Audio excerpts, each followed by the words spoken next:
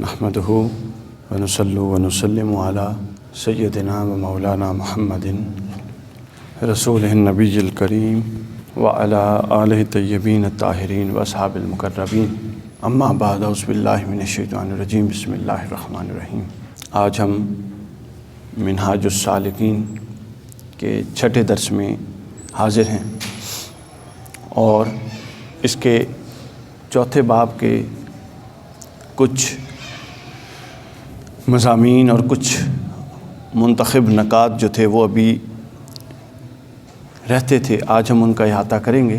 آج کی جو گفتگو ہے اور آج کا جو ہمارا بنیادی موضوع ہوگا وہ توبہ کے حوالے سے، سیلف انالیسز کے حوالے سے، خود احتسابی کے حوالے سے ہوگا۔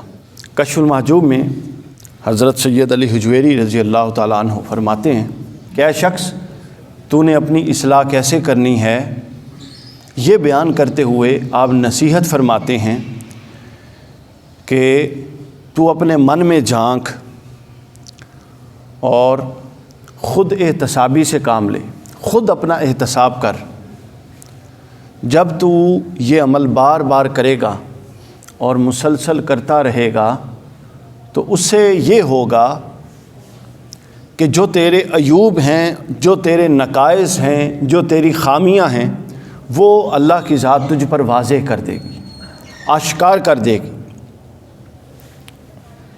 اور یہ اللہ تعالیٰ نے قرآن مجید میں تجھے یہ منصب دیا ہے، حضرت داتا گنج بخش علی حجویری فرماتے ہیں۔ اور پھر انہوں نے قرآن مجید کی وہ آیت نقل فرمائی، سورہ القیامہ کی آیت، بل الانسان علی نفسہ بصیرہ، کہ بے شک انسان کو اپنے نفس پر خود آگاہ اور بصیرت رکھنے والا بنایا گیا ہے۔ یعنی یہ ایک اہلیت ہے، یہ ایک صلاحیت ہے، یہ ایک منصب ہے۔ ہم میں سے ہر ایک کو یہ سمجھنا ہے اور ہم میں سے ہر ایک کو اللہ نے یہ منصب دیا ہوا ہے کہ آپ بھی، میں بھی، ہم سب اپنے نفس کے اوپر ایک نگران، ایک نگہبان اور ایک صاحب بصیرت ہستی کے طور پر موجود ہیں۔ ہم سب، اللہ نے قرآن میں ہمیں یہ منصب دیا، جس کو حضرت داتا گنج بخش علی حجویری نے نقل فرمایا اور فرماتے ہیں کہ اے بندے، خود احتسابی کا عمل جاری رکھ اور خود احتسابی شروع کر دے۔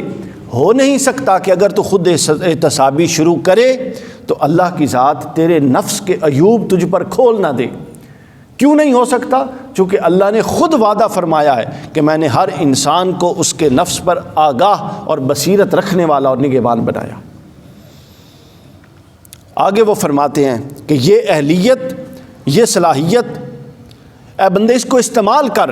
اور پھر آپ فرماتے ہیں کہ پھر کئی اور مقامات پر اللہ نے بار بار اس صلاحیت کو استعمال کرنے کا حکم دیا ہے اور اس اہلیت کو استعمال نہ کرنے پر تنقید کا نشانہ بنایا ہے کہ تو جو جا کے پہلے ابتدائی مرحلے میں اس سے پوچھتا ہے، کسی دوسرے، تیسرے، چوتھے سے پوچھتا ہے، تو ابتدائی مرحلے میں خود اپنے آپ سے پوچھ کہ تیرے اندر کیا خامیاں ہیں اور کیا اصلاح ہے۔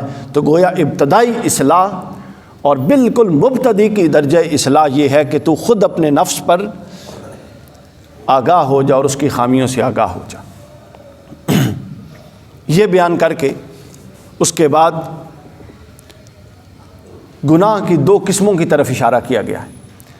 ایک قسم تو وہ ہے جو ہمیں نظر آتی ہے اور ایک قسم وہ ہے جو ہمیں نظر نہیں آتی۔ مثلا نظر آنے والے گناہ بالکل واضح ہیں، نماز نہ پڑھنا، روزہ نہ رکھنا، کوئی شراب خدا نخواستہ پیتا ہے، زنا کرنا، رشوت لینا، تشدد کرنا، ظلم کرنا، گالی گلوچ، یہ وہ ساری چیزیں جو نظر آتی ہیں، نظر آنے والے گناہ ہیں۔ اور کچھ گناہوں کی وہ قسمیں ہیں اور ایک پوری کیٹیگری ہے جو نظر نہیں آتی۔ مثلا بغض، ناجائز غصہ، غیبت، چغلی، سازش، برا بھلا جانچنا، کسی کے نقصان کے لیے کوئی ایسی ہڈن کوئی پالیسی بنانا، یہ تمام وہ چیزیں ہیں جو باطنی گناہ ہیں، جو غیر مرئی گناہ ہیں، جو آنکھ سے نظر نہیں آتے مگر گناہ ہیں۔ یہاں پہنچ کر منہاج السالکین میں ان دونوں طرح کے گناہ کے اصلاح کا لائحہ عمل دیا گیا ہے۔ یہ ایک نئی بات ہے۔ عام طور پہ یہ دو گناہ کی اقسام بھی سب کو پتہ ہیں، اور اس کے لیے ہم بات جو کرتے ہیں وہ بھی یہ کرتے ہیں کہ ہم توبہ کر لیں، نیک عمل کر لیں، تو سارے گناہوں کو ایک کھاتے میں لیتے ہیں۔ یہاں ایک جو انفرادیت آئی ہے وہ یہ ہے کہ ان دونوں کی اصلاح کے لائے عمل کو مختلف انداز میں بیان کیا گیا۔ وہ یہ کہ جو نظر آنے والے گناہ ہیں ان کا علاج ان عبادات اور ان اعمال صالح کے ساتھ وابستہ ہے جو نظر آنے والے ہیں۔ یعنی اگر ہم یہ سمجھتے ہیں کہ کچھ ایسے گناہ سرزد ہوئے ہیں جو عوامی تھے، مرئی تھے، لوگ دیکھتے تھے، تو اس کے لیے ہمیں پھر ایسی نیکیوں میں کثرت کرنی پڑے گی جو مرئی ہوں اور لوگ دیکھتے ہیں، نماز میں، روزہ میں، نوافل میں، تلاوت میں، ذکر اذکار میں، یعنی وہ شاید جو نظر آتی ہے عبادات کی وہ اور نیکیوں کی وہ قسمیں، ان میں کثرت کرنی پڑے گی۔ تو آپ فرماتے ہیں کہ ان میں کثرت دیکھے جانے والے گناہوں کا کفارہ ہو جاتی ہے، اور دوسری قسم ہے نہ دیکھے جانے والے گناہ، اس کا علاج نہ دیکھی جانے والی نیکیوں کی کثرت ہے۔ اور وہ نہ دیکھی جانے والی نیکیاں کون سی ہیں جن کی کثرت نہ دیکھے جانے والے گناہوں کا علاج بن جاتی ہے؟ اس میں عاجزی، انکساری، خشیت، اللہ سے اور اللہ کے رسول سے باطنی تعلق، اخلاص، ہر وقت متوجہ اللہ رہنا، اپنے باطن کی صفائی پر ہر وقت متوجہ رہنا، ہر لمحہ اپنا محاسبہ، ہر لمحہ اخلاص کی طرف ایک قدم اٹھانا، یعنی اپنے باطن کے اندر کے اصلاح پر جتنا زیادہ زور دیں گے اتنی زیادہ اندر کی جو خرابیاں تھیں وہ جگہ وہ ختم ہوتی جائیں گی۔ دیکھیے نا، بعض صوفیاء نے بھی یہ مثال دی کہ ایک کو یا برتن لے لے بالٹی ٹائپ، تو بالآخر اس کا کوئی نہ کوئی حجم بھی تو ہے نا، وہ ان لمیٹڈ تو نہیں ہے۔ تو جب ایک چیز اس میں ڈالی جاتی ہے اور اس کو ایک چیز سے بھر دیا جاتا ہے اور وہ لبالب ہو جائے اس ایک چیز سے، نیکیوں سے، تو پھر اس میں گناہ کہاں اثر انداز ہوں گے؟ جگہ ہی نہیں بچے گی کہ گناہ اس کے اندر داخل ہو۔ نفس کو جب قرآن ڈیفائن کرتا ہے سورہ شمس میں فرماتا ہے وَنَفْسٍ وَمَا سَوَّاهَا فَأَلْهَمَهَا فُجُورَهَا وَتَقْوَاهَا قَدْ أَفْلَحَ مَنْ زَكَّاهَا وَقَدْ خَابَ مَنْ دَسَّاهَا۔ وَنَفْسٍ وَمَا سَوَّاهَا، اور اے انسان تیرا نفس وہ ہے جس کو اللہ نے متوازن کر دیا۔ کس سے متوازن کر دیا؟ فَأَلْهَمَهَا فُجُورَهَا وَتَقْوَاهَا، اس میں فجور اور برائی کا بیج بھی موجود ہے، اور تقوی اور صالحیت کا بیج بھی موجود ہے۔ یعنی برائی اور تقوی و صالحیت، ان دونوں کے امتزاج سے انسان کا نفس تشکیل پاتا ہے۔ یعنی نفس بیک وقت برائی کی دعوت دینے والا بھی ہے، اور نفس ہی بیک وقت اچھائی کی دعوت دینے والا بھی ہے۔ ایسا نہیں کہ وہ صرف برے کاموں پہ اکساتا ہے، وہ اچھے کاموں پر بھی آمادہ کرتا ہے۔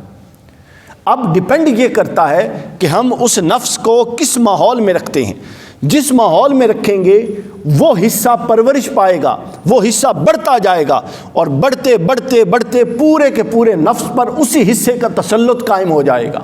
اگر صالحیت کی صحبت ہے تو جو تقوی کا عنصر ہے نفس کے اندر وہ بڑھتا جائے گا، اور پوری شخصیت تقوی کے اس حصار میں آ جائے گی۔ اور اگر گناہ کا اور بری صحبت ہے تو پھر فجور کا بیج پھلتا پھولتا جائے گا، اور پورا نفس اس پر حاوی ہو جائے گا، پورے نفس پر وہ حاوی ہو جائے گا۔ تو یوں دکھنے والے اور نہ دکھنے والے گناہوں کی اصلاح کا لائحہ عمل تجویز کیا گیا۔ اور اس کے بعد حضرت سیدنا یونس علیہ السلام کی مثال دی گئی کہ دیکھیے کہ جب بندہ اخلاص سے اپنے اندر سے اللہ کو پکارتا ہے اور اس کو اپنے لغزش پر یا اپنی گناہ پر یا اپنی خطا پر درجہ بدرجہ جو بھی لے لیں اس پر کاملاً اظہار ندامت ہوتا ہے، اور وہ دیکھ رہا ہوتا ہے کہ یہ میں نے اپنے اوپر ظلم کر دیا، اس کے بعد وہ جس قوت سے اللہ کی طرف پلٹتا ہے اور جس زور سے اللہ کی طرف متوجہ ہوتا ہے، وہ زور، وہ قوت اللہ کی رحمت کو جوش دے دیتی۔ حضرت یونس علیہ السلام ایک معمولی لغزش ہوئی، خطا تو ہو نہیں سکتی تھی، نبی تھے، لغزش ہوئی، اور پھر اس سے کیا ہوا؟ وہ سفر کر رہے تھے کشتی میں کرا ڈالا گیا، ان کو اٹھا کے سمندر میں پھینک دیا گیا، سمندر میں ایک بڑی مچھلی نے ان کو نگل لیا، پھر اس مچھلی کو ایک اور مچھلی نے نگل لیا۔ تو یعنی اتنی دبیز تہوں میں جا کر آپ نے اللہ کو پکارا اور کہا لا الہ الا انت سبحانک انی کنت من الظالمین۔ وہ اللہ کو یہ پکار حضرت یونس کی اتنی پسند آئی کہ عرش الہی سے اللہ نے فرمایا وَكَذَلِكَ نُنَجِّي الْمُؤْمِنِينَ، ہاں جو مومن اس طرح سے اللہ کو پکارتے ہیں احساس ندامت کے ساتھ ہم ان کو نجات دیتے ہیں۔ مچھلی کو حکم ہوا، اس نے اس مچھلی کو اگل دیا، اور پھر دوسری مچھلی کو حکم ہوا، اس نے حضرت یونس علیہ السلام کو اگل دیا، اور آپ صحیح سلامت زمین پر تشریف لے آئے۔ اور آپ یہ سب کچھ اندر کی اصلاح کے ساتھ وابستہ ہے، باطن کی اصلاح کے ساتھ وابستہ ہے، اور باطن کی اصلاح کا عمل کبھی ختم نہیں ہوتا، اس کی کوئی انتہا نہیں ہے، اس کی کوئی حد ہی نہیں ہے، کوئی حد نہیں ہے۔ ایک دفعہ کچھ لوگ کعبۃ اللہ کا طواف فرما رہے تھے، طواف کر رہے تھے، اس طواف میں ایک نوجوان تھا جو کعبۃ اللہ کے غلاف سے لپٹ کے رو رہا تھا، اتنا شدید رو رہا تھا، اتنا رو رہا تھا، اور زاروں قطار رو رہا تھا، اور گناہوں سے توبہ چاہ رہا تھا۔ تو لوگ پریشان ہو گئے، اور طواف کرنے والے مسلمانوں نے کہا کہ یہ نوجوان کیا گناہ کر بیٹھا ہے جو اتنا پشیمان ہے، ہم اس کی طرف سے آؤ اس کے پاس جائیں اور اس کو کہتے ہیں کہ یہ حوصلہ کرے، ہم اس کی طرف سے اللہ کی بارگاہ میں دعا بھی کرتے ہیں اور توبہ بھی کرتے ہیں۔ جب پاس گئے اور چہرے سے وہ غلاف کعبہ ہٹایا کہ یہ نوجوان ہے کون، تو لوگوں کی چیخیں نکل گئی کہ وہ حضرت امام زین العابدین تھے۔ یعنی جس نے یہ ٹھان لی کہ اس نے اپنا باطن اللہ سے جوڑنا ہے، پھر اس کی کوئی حد نہیں ہے، وہ ہمیشہ آگے سے آگے بڑھتا جاتا ہے۔ حضرت امام اعظم ابو حنیفہ سے متعلق کہ آپ سارا دن دین کی تبلیغ فرماتے، اور رات جب ہوتی تو اپنی جامع مسجد کے دروازے کے پیچھے چھپ کے ساری رات اللہ کی بارگاہ میں گریہ وزاری کرتے اور روتے رہتے۔ یہ ساری چیزیں کیا تھیں؟